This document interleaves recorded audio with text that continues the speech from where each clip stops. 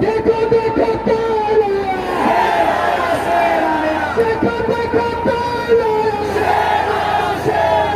देखो देखो कौन आया, देखो देखो कौन आया,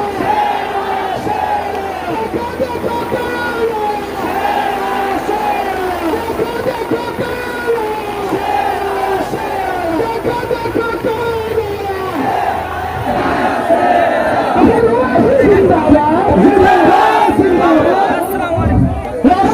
हम आपको बता रहे थे कि मजलिस के हौसले बुलंद हुए और हमने आपसे वादा किया था कि हम यहां पर आते रहेंगे।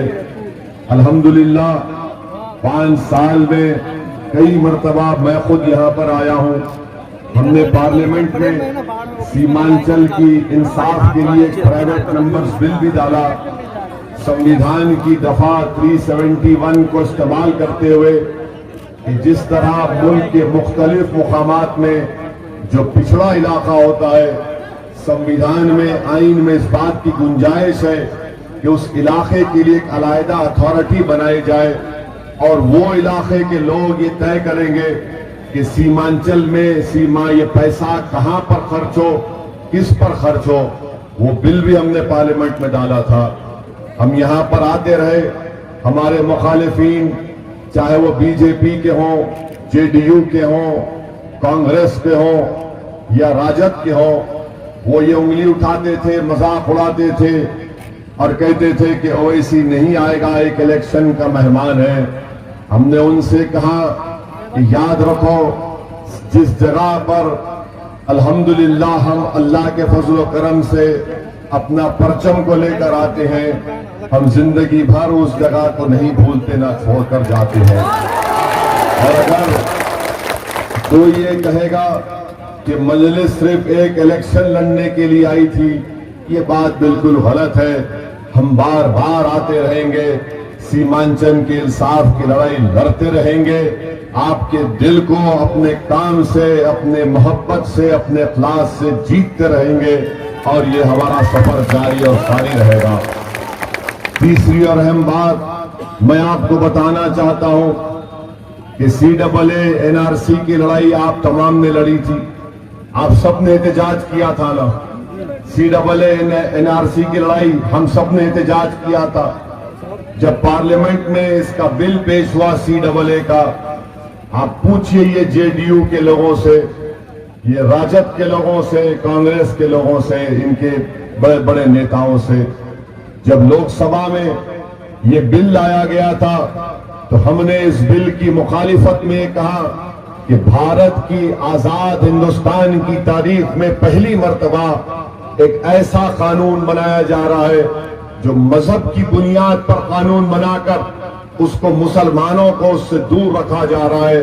और हमने पूरी पार्लियामेंट के सामने महात्मा गांधी ने जनूबी अफ्रीका में जब इसी तरह का कानून वहां की सफेद फार्म हुकूमत ने बनाया था तो गांधी ने उस कानून को फाड़ दिया था। हमने कहा हम उसी नक्शे कदम पर चलकर इस कानून को फाड़ते हैं। और पूरे भारत देश में सबने एहतजाज किया। जब सीमांचल की सरजमीन पर NPR NRC की लड़ाई लड़ी जा रही थी, भारत के संविधान को बचाने के लिए, आइन को बचाने के लिए, जिसको बाबा साहिब अम्बेडकर ने बनाया, आप खुद अपने दिल पर हाथ रखकर मेरे सवाल का जवाब दीजिए कि जब आप कड़ाके की सर्दी में अपनी मां और बहनों के साथ एहतजाज कर रहे थे तो क्या कोई राजद का, जेडीयू का या फिर कांग्रेस का नेता आपके साथ कंधे से कंधा मिलाकर खड़ा था? कोई नहीं खड़ा था। ये सब हमको अकेला छोड़कर अपने घर में आराम की नींद सो रहे थे और हम लड़ाई लड़ रहे थे भारत को बचाने की, हम लड़ाई लड़ रहे थे संविधान को बचाने की, हम लड़ाई लड़ रहे थे, हमारी बका की लड़ाई थी, जिंदगी और मौत की लड़ाई थी। आज जब इलेक्शन आ गया तो सब भिखारी बनकर सामने आकर हमदर्दी और दोस्ती के वादे करते हैं। मेरे अजीज दोस्तों और बुजुर्गों, याद रखो CAA NRC NPR इस भारत के संविधान के खिलाफ है, भारत के संविधान के खिलाफ है। और जो कुछ आसाम में हुआ कि 15 लाख आसाम में लोग अवाम के न जनता के नाम नहीं आए, जिसमें 5 लाख मुसलमान थे और 15 लाख हमारे गैर मुस्लिम भाई थे।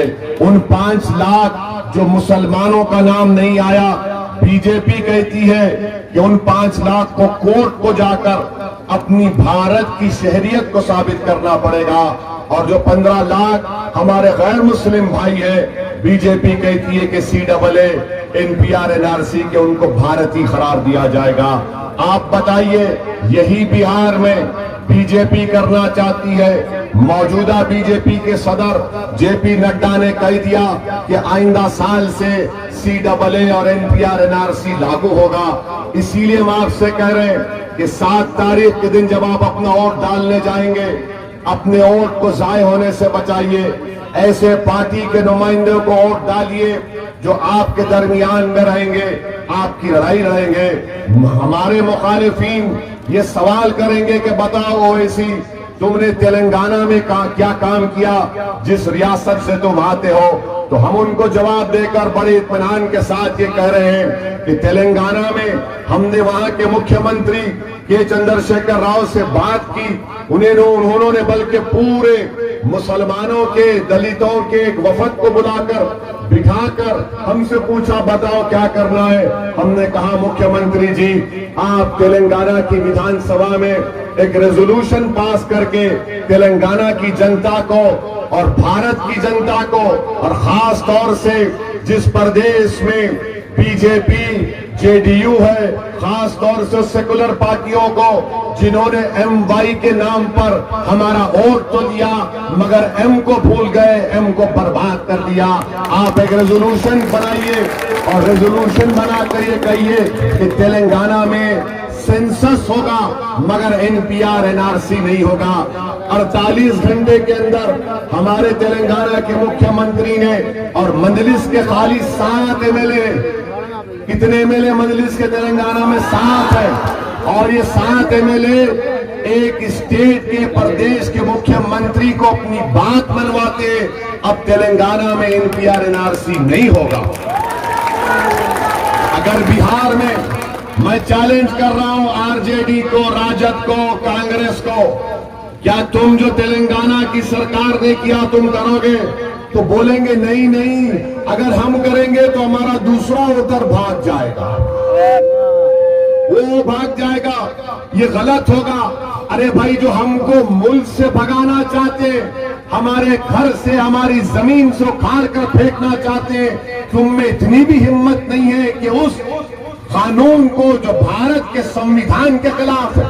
सवाल यहाँ पर हिंदू, मुसलमान, दलित, आदिवासी का नहीं है, संविधान के खिलाफ है। और मुंह नहीं खोलते, क्यों नहीं खोलते? डर है कि वोट नहीं मिलेगा। तो हम क्या तुम्हारे गुलाम हैं राजद वालों? हम क्या तुम्हारे गुलाम हैं कि हम तुमको वोट डालते जाएंगे? नहीं मेरे भाई, ये बात आपको फैसला इस बात का करना है।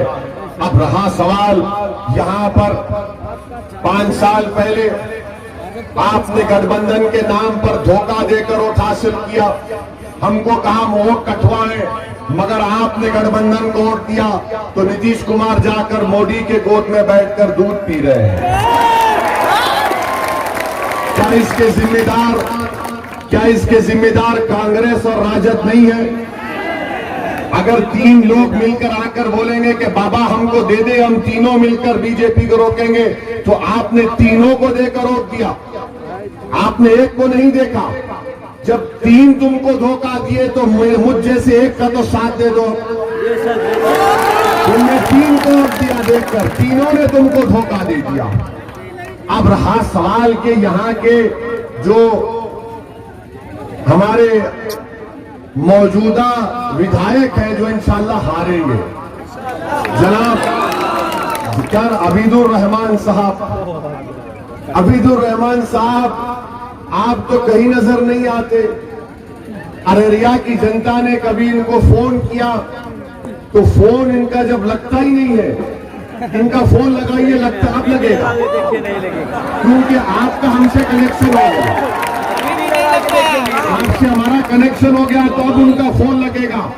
इलेक्शन से पहले जब आप उनको फोन कर रहे थे तो उनके फोन से एक आवाज आती थी कि आप जिस नंबर से संपर्क करना चाहते हैं वो उस समय उपलब्ध नहीं है। अब्दुल रहमान साहब को फोन लगाते थे 2 महीना पहले तो अब्दुल रहमान के फोन से आवाज आती थी आप जिस नंबर से संपर्क करना चाहते हैं वो उस समय उपलब्ध नहीं है। अब जब हमने अपना प्रत्याशी खड़ा कर दिया है अब अब्दुल रहमान आपको फोन कर रहे हैं, अररिया की जनता को फोन कर रहे हैं, तो आपका काम क्या है उनको बताना कि जिस व्यक्ति को आपने कॉल किया है वो अभी दूसरी लाइन पर व्यस्त है। अब्दुल रहमान आपको फोन करेंगे तो आपका फोन से क्या जवाब जाना चाहिए कि जिस व्यक्ति को आपने कॉल किया है वो अभी मजलिस की लाइन से जुड़ा हुआ है। अब आप बताइए 5 साल मौका मिला, गैर रूपोश नजर नहीं आए कहीं पर भी। जनता ने जिसको वोट डाला उसको भूल गए। अब आप देखिए कि अगर आप हमारे राशिद अनवर को कामयाब करेंगे तो ये हमेशा आपके दरमियान में रहेगा इंशाअल्लाह ताला। ये एक जज्बा रखने वाला नौजवान है। आपने सबको दिया ना वोट, 15 साल राजद को दिया, 15 साल नीतीश कुमार बीजेपी को दिया, एक 5 साल हमारा साथ दीजिए, हमारे नुमाइंदे को कामयाब करिए, आपके नौजवान को कामयाब करिए। आपने देखा कि नरेंद्र मोदी देश के प्रधानमंत्री ने एक जालिमाना लॉकडाउन पूरे देश में लगा दिया और सिर्फ 4 घंटे का मौका दिया। तो बिहार के मौजूदा मुख्यमंत्री जिसको 15 साल बिहार की जनता ने सत्ता दी, उन्होंने जख्म पर नमक छिड़कर कहा कि मैं किसी को भी बिहार में दाखिल होने नहीं दूंगा। जो हमारा प्रवासी मजदूर था वो परेशान था, नीतीश कुमार उसको बिहार में आने नहीं दिए। ट्रेन का टिकट के पैसे भी उन प्रवासी मजदूरों से लिए गए। ट्रेन में न पीने का पानी दिया गया, न खाने को खाना दिया गया। कई हमारे बच्चे ट्रेन में बीमार पड़ गए, कई का इंतकाल हो गया, कोई पुरसाने हाल नहीं था। ये जेडीयू और नरेंद्र मोदी की डबल इंजन की सरकार है। नरेंद्र मोदी क्या कहते हैं, सबका साथ सबका विकास। या तो सबका साथ भी मिला मगर सबका विनाश भी कर रहे हैं बिहार में। मेरे अजीज दोस्तों और बुजुर्गों, फिर ये मौजूदा विधायक जो कुलाटी मास्टर है, एक पार्टी में थे और दूसरी पार्टी में आ गए।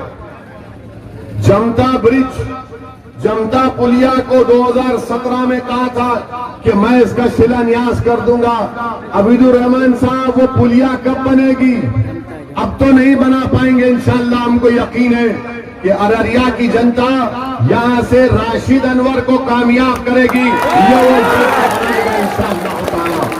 क्या ये बात सच नहीं है मेरे अजीज दोस्तों बुजुर्गों कि 2017 में जमता ब्रिज में वो थोड़ा तलफुज में वो ही समझ गए लोग। कम से कम हम बोल तो रहे, वो तो बोलते भी नहीं है। 2017 में 2 लड़कियां उसमें गिर गई थी और उनको हलाक हो गई। पूछिए अब्दुल रहमान से क्या हुआ उसका। और फिर ये ब्रिज नहीं बना तो ये इसकी गलती जेडीयू की भी है, बीजेपी की भी है। नीतीश कुमार तो कहते हैं कि मैंने सब कर दिया। अरे भैया ये कौन करेगा? फिर आप कितने कितने वादे करेंगे? और फिर वहीं पर आप देखते हैं कि यहां पर जो राशन मिलता है सबसे खलीज क्वालिटी का, बेकार क्वालिटी का चावल दिया जाता है। दिया जाता नहीं दिया जाता? इसका भी जिम्मेदार कौन है? क्या कर रहे हैं यहाँ के विधायक? और फिर रोड का कंडीशन, रोड तो है ही नहीं।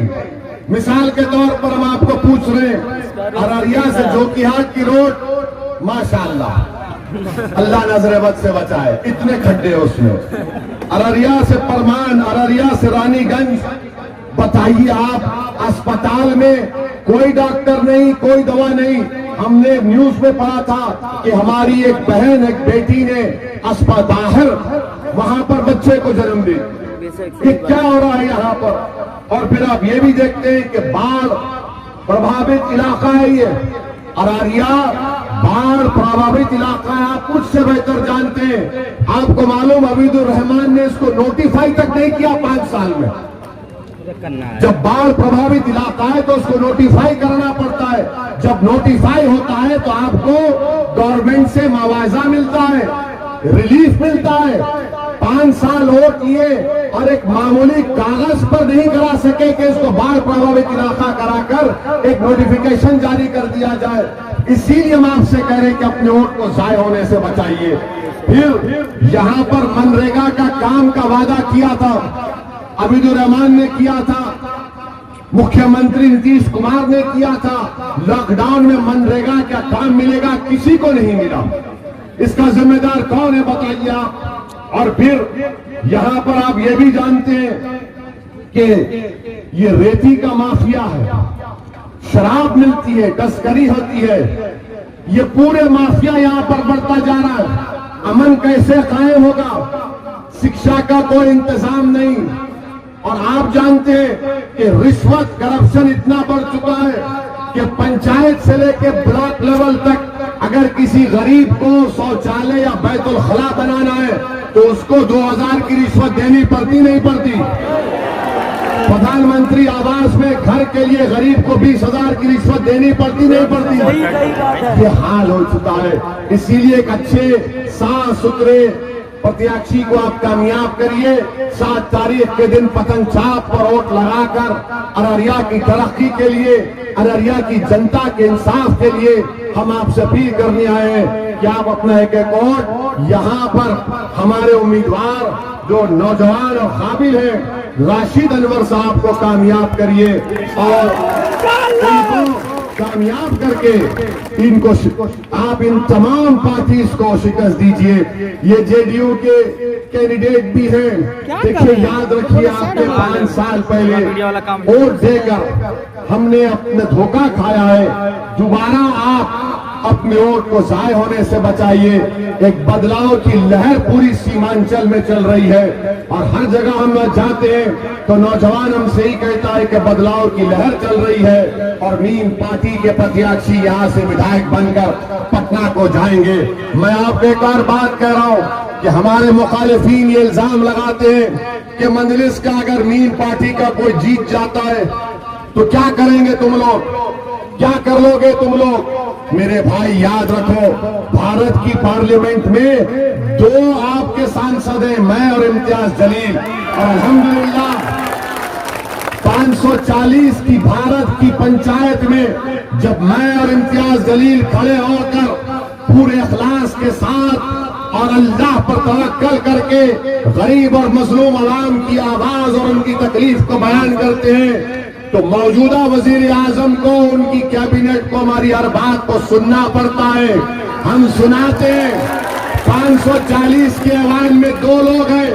अगर बिहार की असेंबली में कितने 222, 220 के करीब है, अगर सीमांचल के 8-10 एमएलए जीत कर जाएंगे तो इंशाअल्लाह ताला मैं गुरूर तकब्बुर में डूब कर नहीं कह रहा हूं बल्कि जिम्मेदारी के साथ कह रहा हूं कि जब बिहार की असेंबली में नीम पार्टी के एमएलए जाएंगे तो इंशाअल्लाह ताला बिहार की विधानसभा को खड़ा कर देंगे सीमांचल के इंसाफ के लिए और इंसाफ करवा कर रहेंगे। इसीलिए हम आपसे गुजारिश कर रहे हैं कि 7 तारीख के दिन अपना एक वोट दीजिए।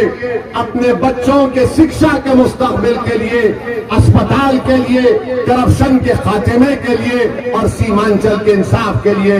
शुक्रिया आपका। अस्सलाम वालेकुम व रहमतुल्लाहि व बरकातहू। शुक्रिया, शुक्रिया सद साहब, शुक्रिया, शुक्रिया सदुद्दीन अवैसी साहब, शुक्रिया, शुक्रिया।